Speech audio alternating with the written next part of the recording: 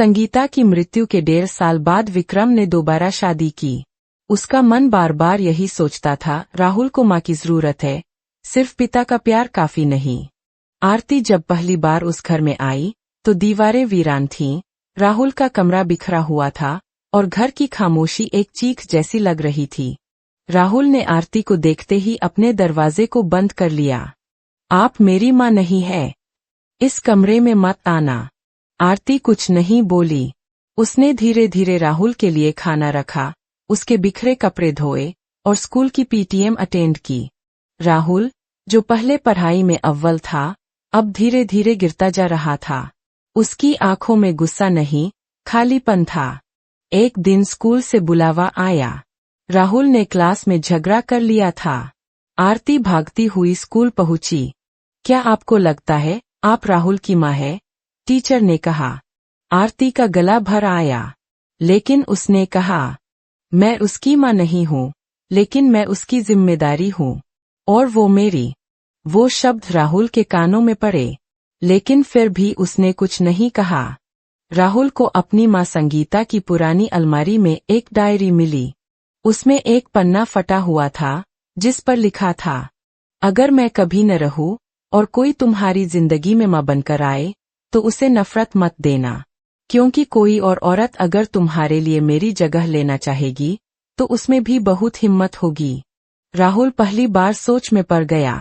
आरती उसके लिए सब कुछ करती थी, लेकिन बदले में कभी माँ कहलाने की जिद नहीं की। एक दिन राहुल को बहुत तेज बुखार हुआ। विक्रम शहर से बाहर था। आरती ने पूरी रात पंखा झलते हुए काटी।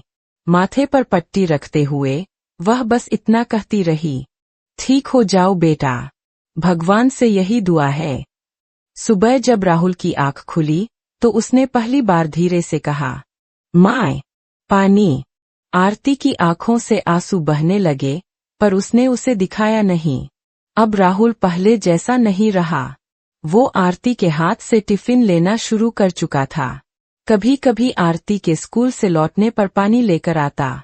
राहुल ने दोस्तों से कहा, मेरी नई माँ पढ़ाती भी है और अच्छी कहानियां भी सुनाती है। थोड़ी अलग है, पर ठीक है।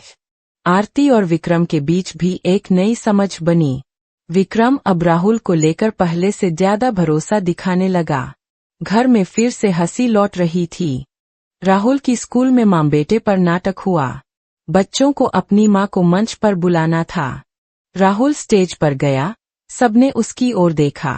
वह थोड़ी देर चुप रहा, फिर बोला, मेरी माँ अब इस दुनिया में नहीं है, लेकिन मेरी जिंदगी में एक और माँ आई। उन्होंने मुझे कभी मजबूर नहीं किया कि मैं उन्हें माँ कहूँ, लेकिन आज मैं उन्हें अपने दिल से माँ मानता हूँ। उसने स्टेज से आरती को बुलाया। आरती कांपते हुए स्टेज पर गई। राहुल ने उसके पैर छुए और सबके सामने कहा, माँ, चलो, अब हमारी कहानी सबको दिखा देते हैं। उस दिन सिर्फ मंच पर एक नाटक नहीं हुआ था। एक सौतेली माँ और बेटे के बीच का रिश्ता सच्ची माँ बेटे में बदल गया था।